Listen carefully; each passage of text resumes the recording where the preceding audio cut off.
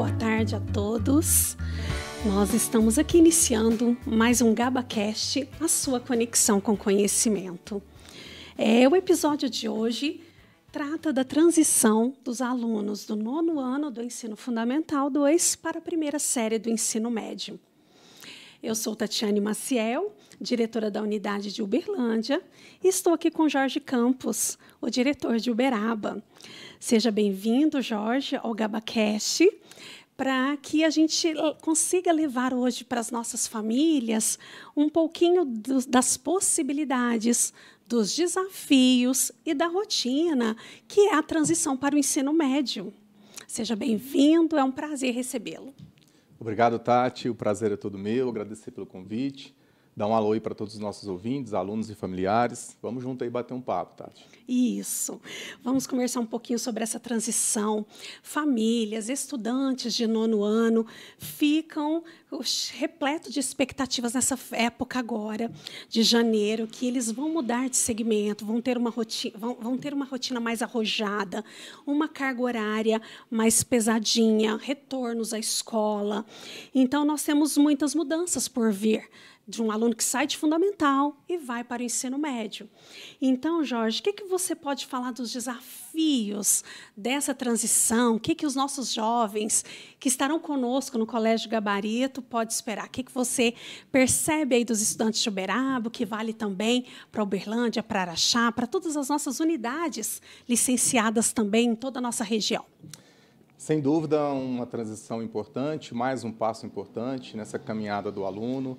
É o momento de algumas mudanças. Eu falo que chegar no ensino médio é mudar os ares, mudar também o propósito, né? A gente começa no ensino médio a falar desde o primeiro ano, a falar dos principais processos seletivos, a falar dessa preparação robusta. E isso, sem dúvida, gera alguma ansiedade no aluno. Toda transição, eu costumo dizer que gera insegurança para alunos e familiares. E a ideia é a gente falar um pouquinho desses desafios, não só dos desafios, mas também das oportunidades que esse ensino médio, juntamente com o novo ensino médio agora com a reforma, traz para essa preparação robusta que a gente quer entregar para os nossos alunos. Então, sem dúvida, Tati, desafios são muitos, mas também enormes possibilidades pela frente para esses alunos. Ótimo. E eu acho que a gente poderia também já começar a explicar para todo o nosso público, né, para a comunidade educativa, como nós temos hoje no Brasil o cenário de ensino médio. Nós temos uma lei sancionada de 3 mil horas, né, no ensino médio. O Gabarito oferece mais do que isso. Claro, porque a gente é uma escola focada em resultados também e em formação integral. Então, se a gente quer formação integral e resultados, a gente tem que ter uma oferta diferenciada de disciplinas, de componentes curriculares.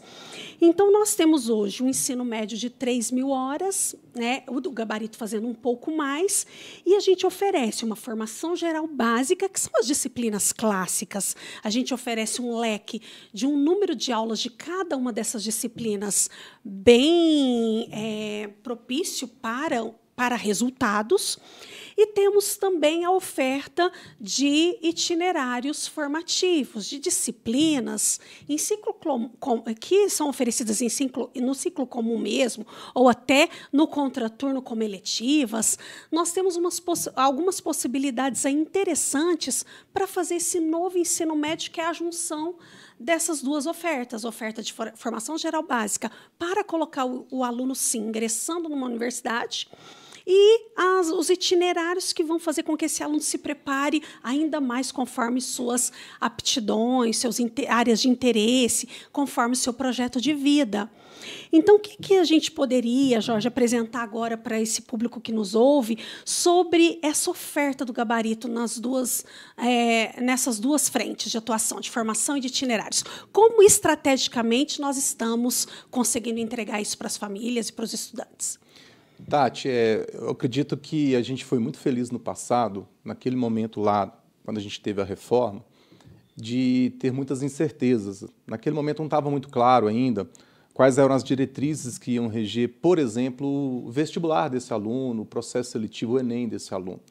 Então, naquele momento, o Gabarito teve uma atitude muito assertiva, que era manter uma formação geral básica muito robusta. Mesmo que naquele momento preconizava 1.800 horas e hoje, com a nova reforma, se fala em 2.400, a gente optou em ficar com essa formação geral básica pela manhã, de forma completa, robusta, não tirando o pé desse DNA do gabarito, que é a preparação para os principais processos seletivos, e ofertar esses itinerários formativos no contraturno, que estavam mais linkados com as aptidões, com o projeto de vida desse aluno, que também eram extremamente importantes naquele momento para essa formação ampla e plena que a gente busca. Só que a gente precisa hoje fazer uma consideração importante para os nossos alunos e para os nossos familiares, que é o fato de que, naquele momento, quando nasce a reforma do ensino médio, a ideia era que o aluno pudesse fazer escolhas já no primeiro ano e que essas escolhas fossem norteadas, fossem direcionadas pelas suas aptidões, porque existia uma proposta de que as provas, no final do ciclo, no final do terceiro ano, estariam linkadas com essas escolhas. Então, um exemplo mais fácil aí para a percepção dos nossos ouvintes, eu costumo falar das engenharias. Se o aluno tinha já uma aptidão em fazer alguma das diversas engenharias que a gente tem no mercado hoje, com certeza era muito interessante esse aluno pensar em fazer itinerários formativos na área de matemática e na área de natureza. Porque lá na frente, inclusive, o seu processo seletivo, a sua prova do Enem, seria diferenciada pensando e respeitando nessa individualidade dele, nessa particularidade, nessa escolha. Então, isso era a proposta inicial, o que nunca veio a acontecer. Desde quando surge a proposta, alguns anos atrás, nós temos o mesmo processo avaliativo para todos os alunos. E sempre ficou-se na dúvida quando a gente teria essa mudança de chave para começar a realmente ter uma prova mais linkada com essa realidade. O que nós temos hoje com a nova reforma que foi sancionada em agosto de 2024, salvo engano? Sim. A nova reforma já deixa as coisas um pouco mais claras. Eu que não estou defendendo nem uma coisa nem outra, simplesmente trazendo fatos. Hoje ela tem muito mais claro de que a prova do Enem para esses alunos, ela será a mesma. Não haverá nenhuma mudança. Então aqui eu vejo uma dica importante para os alunos. Se lá atrás eu poderia escolher esses itinerários pautado nas minhas afinidades, hoje eu penso que pode ser diferente. Por quê? A sua prova será a mesma. Então talvez esses itinerários passem a fazer mais sentido se você fizer a escolha pautada nas suas fragilidades. Que aí você terá condições de recuperar uma deficiência que você tem numa área ou outra, um déficit de aprendizado, para se fortalecer mediante ao processo que será único. Isso. Salvo a exceção, talvez, daquele aluno que tem já um alto rendimento e ele tem um alto rendimento homogêneo em todas as áreas. Esse aluno pode se dar ao luxo, sim, de continuar fazendo escolhas do itinerário por aptidão, por afinidade, que, sem dúvida, além de contribuir para a prova do processo seletivo, também vai contribuir para uma base sólida de sustentação de pré-requisitos para o curso superior. Sim. Então, acho que a grande mudança de chave é essa, né? Da gente pensar que, se no passado era por afinidade, hoje eu penso mais nas fragilidades, com essa exceção do aluno de alto desempenho. Excelente dica. E eu concordo e dou até um spoiler aí para o nosso aluno que já está matriculado na primeira série, para ficar, e os alunos de segunda e terceira também, ficarem atentos com as ofertas que as nossas unidades terão ligados a, por exemplo, linguagens em redação, em aprova matemática, ou matemática para o Enem, né, em itinerários mesmo de ciências da natureza ou humanas, que vão oferecer para esse estudante uma possibilidade de aprofundamento. Então, acho que a gente já deixa aí esse spoiler de que o gabarito quer muito fortalecer esse estudante para que ele possa ser aprovado no curso que ele deseja na universidade renomada que ele quiser. Exato. Né? Então, é isso. A gente, então, permeia esse assunto de novo ensino médio, itinerários formativos e disciplinas da formação geral básica com muita segurança, com o pé no chão e com esse percurso de sucesso que eu acho que a escola foi assertiva desde o princípio. Não é isso? Agora, também, a gente aproveitando este mesmo assunto, a gente pode dizer que o gabarito ele é uma escola de... Nós temos, né, no lema, na missão, a formação integral. É uma escola focada assim, em resultados, mas muito preocupada com a formação integral do estudante. E, nesse sentido, nós temos pilares com muito cuidado dos socioemocionais, né, os cognitivos, né, o intelectual que a gente acabou de falar, de quanto é robusta a nossa proposta pedagógica, assim como o socioemocional, o dinamismo da arte, da cultura. Temos um grupo de teatro mesmo, de estudantes, tanto do segmento fundamental e médio, que apresentam peças na cidade.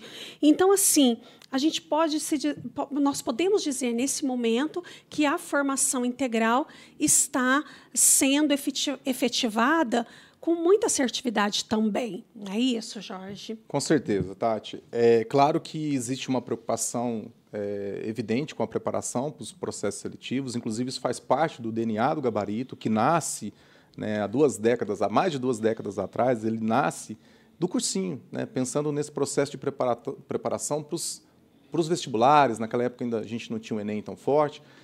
E, evidentemente, depois descendo esse cursinho para o regular, essa é a história do Gabarito, nasce no cursinho, vai descendo para o curso regular até a educação infantil que nós temos hoje, claro que muda-se uma chave também. Não se fala mais em preparação para os processos seletivos, se fala na formação integral desse ser humano, que possa contemplar todas as questões socioemocionais, e para isso a gente tem esse currículo robusto, né, que não só trabalha com as disciplinas básicas que dão sustentação para essa preparação, mas que tem vários projetos. Se a gente pensar no que a gente tem no dia a dia, a própria aula, que hoje se tornou, além de um projeto, se torna também uma aula de projeto de vida, a cultura e cidadania, as visitas técnicas, os fóruns de profissões, as feiras culturais, tudo isso tem essa capacidade, essa potência de trabalhar essa formação mais ampla, mais plena, né, contemplando não só o cognitivo, mas também as questões socioemocionais, que são tão importantes na vida adulta que esse aluno vai enfrentar logo, logo. Nossa, e você falando agora disso, eu fui lembrando dos resultados que a gente tem, né? Temos estudantes do Gabarito aprovados agora na USP, que foram nossos campeões de OBMEP a vida toda de maratonas de matemática, da UFO, de Curitiba, nacional. Temos os 2 estudantes que agora, do grupo que recentemente foi, né, selecionado lá do projeto da NASA, que na equipe 2 estudantes são ex-alunos do Gabarito, um de Uberaba e um de Uberlândia, né, Jorge? Show. Então, assim, quer dizer que o nosso aluno, ele nele foram plantadas sementes que eles estão agora vislumbrando uma trajetória acadêmica e profissional brilhante. Tanto é que nas nossas feiras de profissões vem muito ex-alunos, pais de alunos, partilhar com a gente trajetórias de muito sucesso. Então, você foi falando e eu fui lembrando o quanto nós estamos colhendo frutos de uma semeadura bem feita, né? E um detalhe importante, Tati, para esse aluno que chega nesse ensino médio com essa proposta robusta, com essa quantidade de resultado que a gente pode realmente se orgulhar, é o fato da gente falar para esse nosso aluno, para ele se tranquilizar. Porque a transição, essa passagem de fundamental para médio, ela é muito mais simbólica do que qualquer outra coisa. Porque o que acontece muito, às vezes criou-se um certo receio desse aluno que vai de fundamental para médio, porque, infelizmente, a realidade Brasil afora, de algumas escolas, ainda é muito distinta daquilo que nós vivemos no Gabarito. A gente tem, por exemplo, né, para trazer um pouco de dados aqui palpáveis para esse ouvinte, a gente tem, por exemplo, a ciência no 9º ano, na maioria das escolas, sendo responsável por trabalhar a física, a química e a biologia. E muitas vezes esse professor de ciências, às vezes ele tem a formação em química, às vezes a formação dele é em física. E ele acaba privilegiando, né, a sua área de formação em detrimento de outras 2, porque nem vou culpá-lo, ele não tem uma formação específica para trabalhar com as outras 2 disciplinas. Então, esse é um fato que, por si só, mostra a dimensão da ruptura que a gente tem em algumas escolas. E acho que a palavra-chave é essa. O que causa estranhamento, o que causa insegurança é a ruptura. Quando você tem uma única aula de ciência ou 2 aulas de ciência, falando de 3 disciplinas tão importantes, chega no ensino médio, essas disciplinas realmente recebem a sua individualidade, tendo professores distintos, com formações distintas, um número de aula mais robusto e disciplinas que são pesadas, né? Natureza representa hoje a 2ª maior nota do Enem. Para os cursos mais concorridos, normalmente, a natureza tem peso 2, peso 3. Então, nós estamos falando de escolas que, infelizmente, não conseguiram fazer com que essa transição fosse literalmente uma transição, que ela fosse pensada desde o primeiro dia de aula no 9º ano, que é o que a gente faz com os nossos alunos.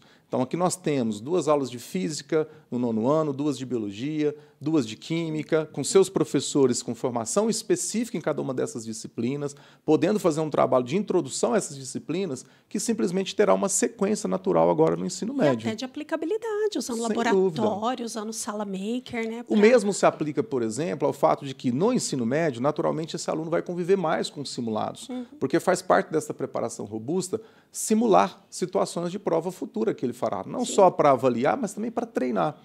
E aí, no ensino fundamental, 9º ano, infelizmente, algumas escolas ainda não têm esse hábito. A gente já introduz, por exemplo, o simulado Enem, que é uma realidade muito forte no ensino médio. No 9º ano, o nosso aluno já faz o simulado Enem. Preparo Enem. Isso. Já é um preparo Enem, uma prova evidentemente adaptada para a realidade de um 9º ano, mas já é esse cuidado, esse carinho com a transição. E até o 6º ao 8º, com simulandos Sem quinzenais, né? Uma coisa que a gente procura fazer muito em Uberaba, acredito que aqui em Uberlândia, Araxá, em todas as nossas escolas parceiras licenciadas não seja diferente, é o fato de ter também professores comuns no 9º ano com o ensino médio, que ajudam a fazer essa ponte e a recepcionar com carinho e com acolhimento que faz parte da nossa marca, né? De ter alguém ali para acolhê-los nesse momento de chegada do ensino médio. Então, é dizer para o nosso ouvinte que aqui você não vai encontrar uma ruptura, você vai encontrar uma sequência de um trabalho que foi pensado numa transição, que não acontece agora na virada de chave em fevereiro, mas sim que ela vem sendo desenvolvida ao longo de todo o 9º ano do ensino fundamental. Para a formação integral, um processo integral também, né, Jorge? Com certeza. Agora, vamos mudar de assunto e eu vou passar para uma temática que você é o expert mesmo, né, no assunto, né? A gente está sempre juntos conversando muito, a equipe de direção e coordenação, sobre avaliação, e o Jorge é um expert no assunto. Queria muito que você falasse para o nosso público sobre a avaliação diversificada, que é marca e é um diferencial do Colégio Gabarito. Como é que no ensino médio essa avaliação contempla diversas formas, diversos instrumentos para medir, para diagnosticar, para somar e também formar esse nosso estudante?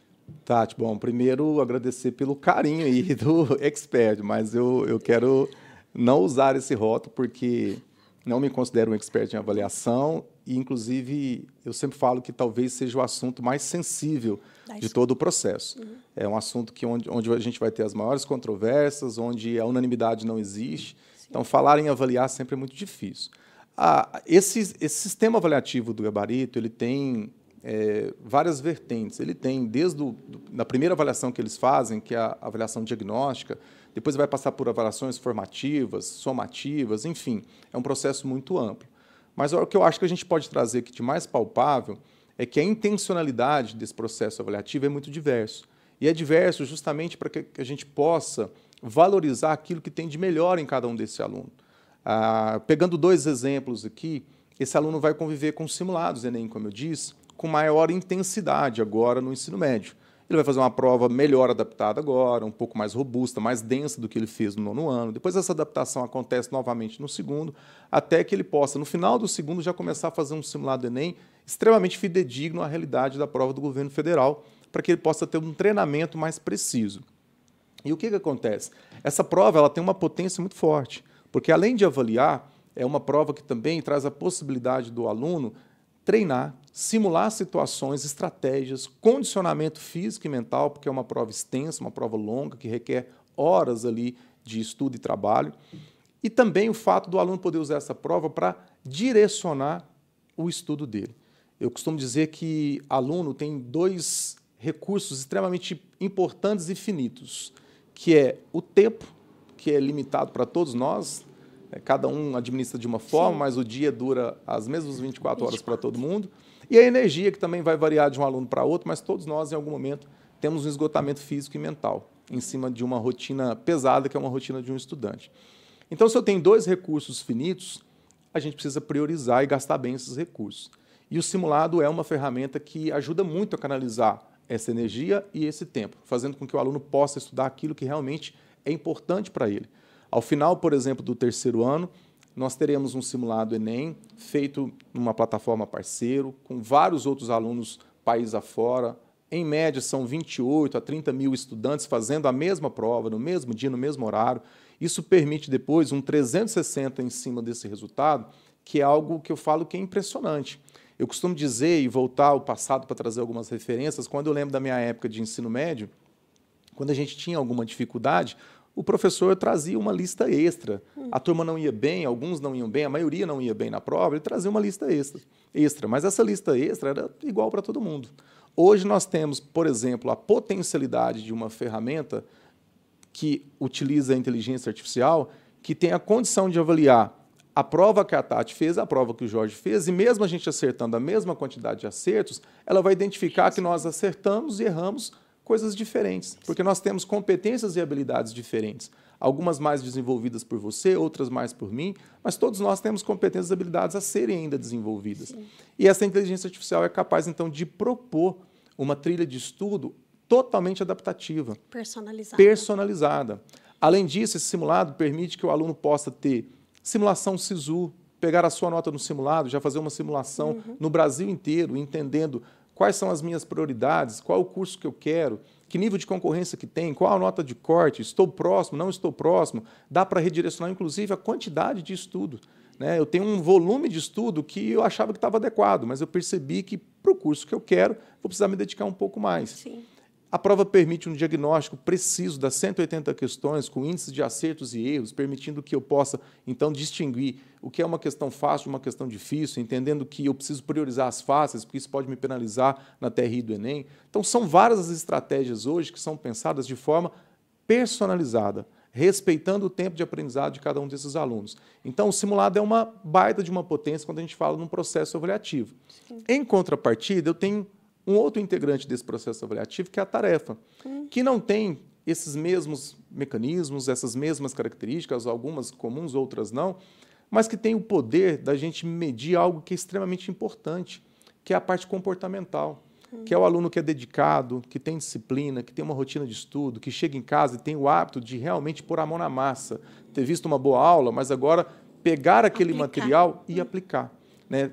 Trazer processo, né? Aquele processo, inclusive de fazer a inversão importante da chave, deixar de ter aquela passividade de um ouvinte de aula para ter realmente o protagonismo do processo, uma metodologia mais ativa que a gente sabe o quanto é potente a nível de aprendizado.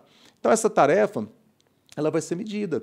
E aí a gente pensa que alguns alunos, no simulado, eles vão melhores, alguns estão num processo de preparação mais avançado e vão ter melhores notas e está tudo certo, cada um tem o seu tempo, a gente respeita muito isso. Mas eu posso, sim, valorizar esse aluno que tem uma melhor nota no simulado e, às vezes, eu tenho um outro aluno que não vai tão bem no simulado, porque ainda não alcançou esse nível de preparação, mas que tem uma rotina espetacular, um nível de comprometimento, de responsabilidade que precisa, que deve ser valorizado e avaliado na escola. E o nosso sistema avaliativo ele tem esse 360 na hora de olhar para esse ser, respeitando a individualidade de cada um e valorizando o que tem de melhor em cada uma dessas potencialidades. Excelente. Então, são avaliações diversas mesmo, né? Desde a avaliação de verificação, diagnóstica, simulados, tarefas, trabalhos diversos dentro dos projetos e programas institucionais. E na hora que você colocou, eu me recordei também de um estudante de terceira série que veio apresentar para os estudantes de primeira e segunda a trilha de aprendizagem. Ele colocou para os estudantes assim, ele mostrou que num primeiro simulado que mensurou toda a TRI dele, a teoria de resposta ao item do Enem, ele estava em 25º lugar. E ele fez as trilhas nas fragilidades que ele tinha, que ele é muito bom em matemática e ciência da natureza, e ele tinha fragilidades em linguagens e humanas. Ele fez as trilhas nas fragilidades que você sugeriu aos estudantes na outra pergunta, e ele passou do 25º lugar para o 5º lugar na rede. Então, e depois ele alcançou o primeiro lugar no simulado mais à frente. E hoje está aí aprovado o UFO, USP, esperando outros resultados das paulistas também. Então, quer dizer, dá resultado, né? Sem então, dúvida. A gente tem aí uma oferta que o aluno abraçando vai ser só sucesso. E, para finalizar, então, eu queria, antes de finalizar o nosso episódio, te fazer uma pergunta de um estudo que eu soube que você desenvolveu agora neste mês de dezembro, início de janeiro, sobre... Nós temos os estudantes do 9º ano, que a maioria deles que almejam um ensino médio diferenciado mesmo, um ensino médio de alta performance, mas a gente tem visto também alguns estudantes procurando exames de seleção e buscando também um ensino médio nos institutos federais. Eu sei que você fez um estudo dos prós e dos contras dessa escolha, de acordo com o interesse de cada jovem, Sim. é claro, né? Tem aí um objetivo nisso, mas o que você poderia falar para as nossas famílias que estão ouvindo, para os nossos jovens, sobre ter cuidado ao fazer as escolhas, né? E o que uma aprovação no Instituto Federal poderia trazer para ele e o que poderia deixar de trazer? Tati, ao longo desses anos, aí, conversando com vários pais que optaram por buscar o Instituto, não só o Instituto, mas às vezes uma outra instituição pública, eu pude observar 3 principais motivos. Eu queria falar um pouquinho sobre eles. O primeiro deles é a família que, por alguma circunstância pontual, perdeu a capacidade de investir, continuar investindo em educação numa escola privada. E é difícil a gente julgar, a gente querer emitir qualquer valor em cima disso, porque isso é muito pontual. Sim. Embora a educação seja um investimento extremamente lucrativo e de grande retorno, Sim. mas às vezes as famílias, por falta de opção, acabam tendo que tirar de uma escola particular. E, pela circunstância ser particular, eu entendo que é um motivo validado, né? Isso é de cada família, a gente respeita. Também tem o fato, talvez até por uma circunstância também financeira, dessas famílias quererem antecipar a entrada desse aluno, desse filho, no mercado de trabalho. E aí o Instituto se torna realmente uma opção interessante. Ótima opção. Ele traz o curso técnico paralelo a essa formação do ensino regular e traz a possibilidade, então, de qualificar um pouco mais essa mão de obra para aumentar as chances de ingressar no mercado de trabalho, que é muitas vezes também uma falta de opção, porque é uma necessidade. Muitas vezes é uma necessidade de ter mais alguém da família trazendo renda para dentro da composição financeira familiar. E um jovem já sendo, né, ingressando já no mercado de trabalho. Às vezes de maneira precoce, mas também, Sim, por questões de necessidade, eu acredito que seja válido e é muito particular de cada família. Sim. O que sempre me chamou a atenção, me causou espanto e, em algum momento, curiosidade, é o fato de que também algumas famílias buscam os institutos e instituições públicas pensando em algum benefício em relação ao programa de cotas que a gente tem do governo federal. E aí, nesse cenário, eu acredito que não seja uma estratégia muito válida, porque ela não se sustenta quando a gente vai olhar um pouquinho dos números.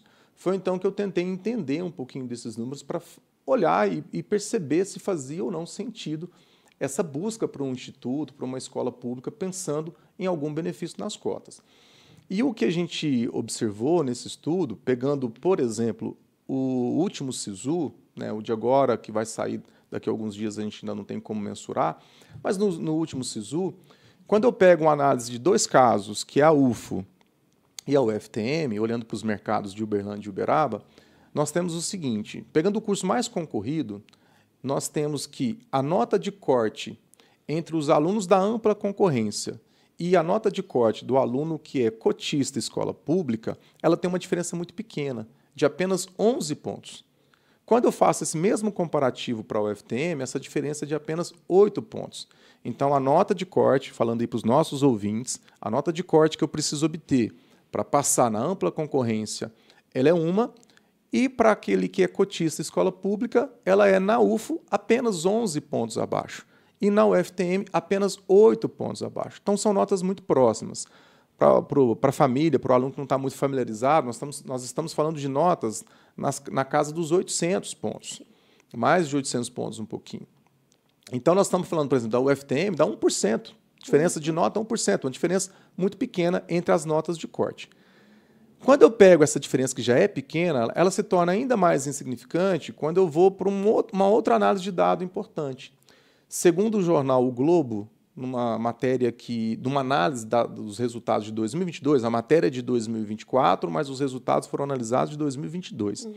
O que a gente percebeu? Que a média entre a nota dos alunos de escolas particulares no Brasil e alunos de escolas públicas, a diferença entre a média desses dois públicos é de, vou até olhar aqui para não correr o risco de errar, de 92,4 pontos. Então, nós estamos falando de um abismo muito grande.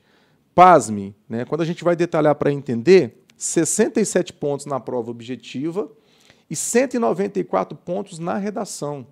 E aí me preocupa muito porque eu falo que redação ela não é importante apenas para a prova do Enem. Saber discorrer, argumentar, defender um ponto de vista, propor uma intervenção que possa trazer impacto na nossa sociedade, isso é importante para a vida, para qualquer segmento que você vá atuar, não só para uma redação da prova do Enem.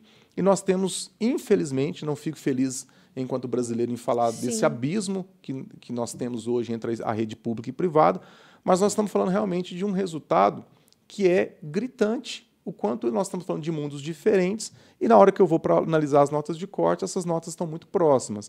Então, não faz muito sentido buscar um instituto ou uma escola pública tentando algum tipo de benefício, porque, numericamente, isso não se sustenta. Sim. Além do fato que eu falo também que tem uma questão moral.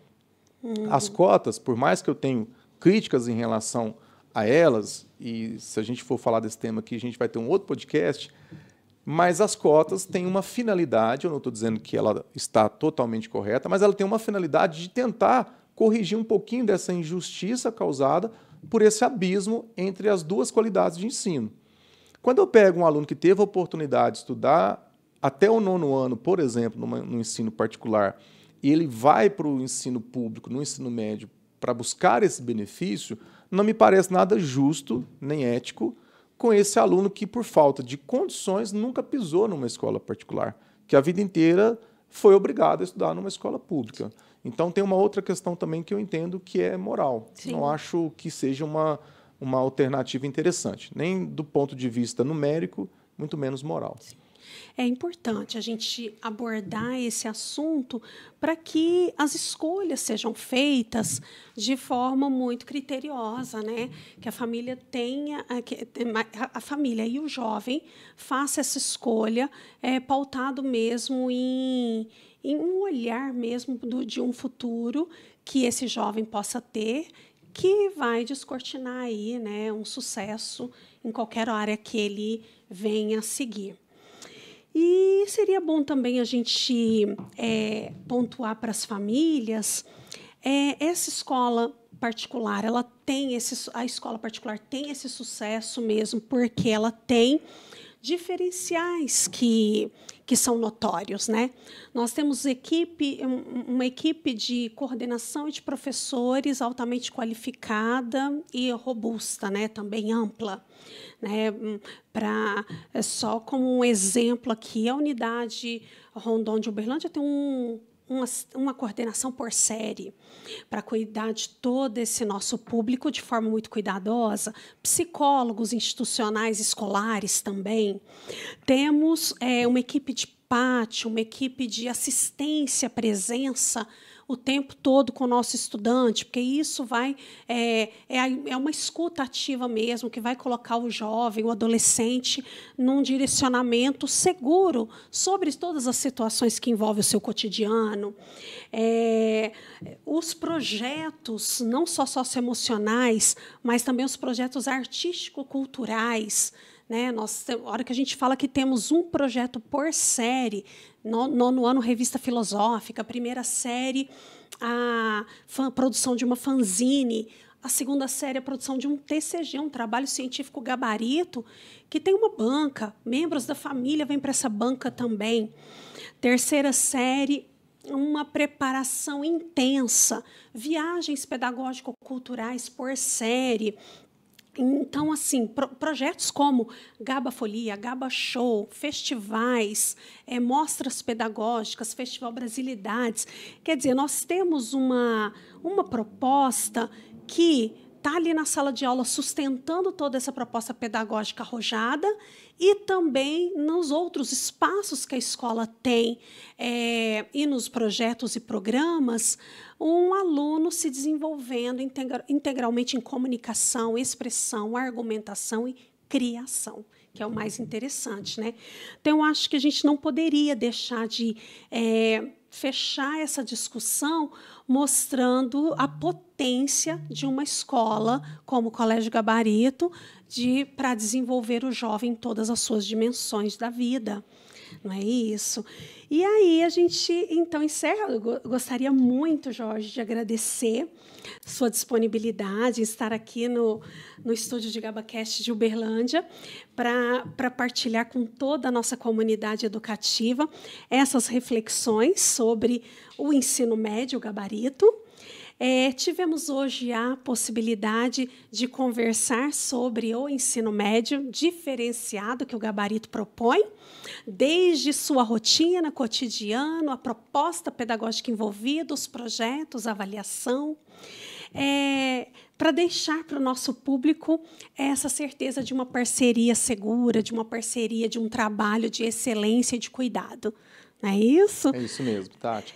Eu queria fechar com algumas considerações, dizer que todos nós sabemos, né, algumas pesquisas apontam que se contrata, tem o ditado, inclusive, antigo, né, se contrata pelo currículo e se demite pelo comportamento. Inclusive, algumas pesquisas apontam que hoje 90% das demissões acontecem por questões comportamentais e não técnicas. Então, eu falo, olha o tamanho da responsabilidade da escola quando se fala dessa formação integral desse ser humano, principalmente com essas questões socioemocionais. E a gente tem ficado muito satisfeito com o que a gente tem entregue. Além dos resultados, né, que nós temos, como, por exemplo, aqui mesmo na UFO, no último vestibular, 8 aprovações em medicina, 2 alunos nossos premiados num concurso da NASA, né, que fazem parte de uma equipe da UFO, um de Uberlândia e um de Uberaba. Então, são vários resultados que são palpáveis, que podem ser mensurados, mas, além desses resultados, é o que a gente tem conseguido entregar para o mercado em relação ao ser humano que a gente tem formado. Isso, para mim, tem feito toda a diferença enquanto educador. Na última aula da saudade, que acontece todos os anos, normalmente acontece no finalzinho de novembro, começo de dezembro, a gente tem um depoimento dos professores para esses meninos que estão indo para essa passagem, né, para essa mudança de áreas, indo para o curso superior, alguns indo, inclusive, para já exercer alguma função no mercado de trabalho. E o que me chamou muita atenção é que o discurso ele se parece em 90% o mesmo. É um incentivo, é a palavra de carinho, de afeto, de acreditar mesmo no potencial daquele aluno. Mas algo que foi assim muito batido e que eu falo que me deu muita alegria é o fato do professor falar o quanto a gente estava se despedindo de uma turma empática, humana, uma turma educada, respeitosa. Eu falo que realmente seres humanos melhores, seres humanos bons, bem formados. Claro que tem uma enorme participação das famílias, é um trabalho conjunto, somos parceiros nessa trajetória, a gente está aqui para somar. Mas eu falo que o resultado é muito satisfatório. E eu tenho dito muito que, em tempos de mudanças climáticas, tem se discutido sobre que planeta que a gente vai deixar para os nossos filhos e netos. E eu acho que é uma discussão extremamente relevante. Mas tão importante quanto essa, eu acho que é discutir também que seres humanos que a gente vai deixar para esse planeta. E eu acredito que o Gabarito tem feito um trabalho excepcional para deixar seres humanos melhores, porque são eles que amanhã ocuparão os cargos que vão reger a nossa sociedade. Amanhã nós teremos um advogado, amanhã a gente tem um médico, um dentista, a gente tem um vereador, um prefeito, quem sabe um deputado, um presidente. São pessoas que vão tomar decisões importantes, que vão lidar com outras pessoas, e se elas forem mais humanas, se elas forem seres humanos melhores, eu acho que a gente constrói dessa forma um mundo melhor. E, nesse propósito, eu tenho ficado muito satisfeito, enquanto educador que sou, sobre aquilo que a gente está entregando. Os resultados, evidentemente, eles respaldam, e eles são fáceis, são palpáveis, você consegue obtê-los de forma muito concreta. Mas essa preparação para a vida tem me deixado realmente muito orgulhoso daquilo que a gente tem entregue, e eu sei que aqui não é diferente. Isso. E aí, você falando isso, eu lembro de uma frase que fala que pessoas apaixonadas são apaixonantes, né?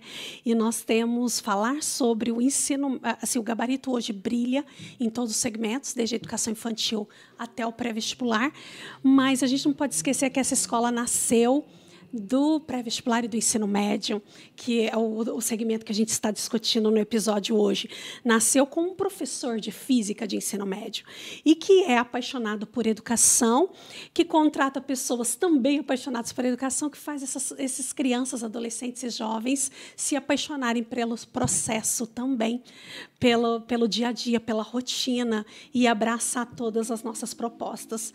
E tanto é que a gente faz tudo com tanta excelência, amor naquilo e carinho, que faz tudo buscando sempre o melhor, inclusive o intercâmbio que a escola Gabarito oferece, é um intercâmbio que, na nossa região, só o Gabarito faz, que não é qualquer coisa, é para Harvard e para o MIT. A gente leva somente isso, né, Tati? Somente isso. Então, a gente fica muito feliz, eu também concordo com você, tenho um orgulho enorme de pertencer à rede, ao Gabarito Educação, a essa rede, a esse sistema que está entregando tanto, e convidamos todos os nossos ouvintes para conhecer de perto a nossa proposta. Nossas unidades todas estão abertas para mostrar de perto para nossas famílias, para os nossos jovens, tudo isso que a gente discutiu um pouco aqui hoje, né? Esse foi mais um GabaCast, sua conexão com o conhecimento. Até a próxima. Obrigado, Tati. Até a próxima. Abraço para todos os ouvintes.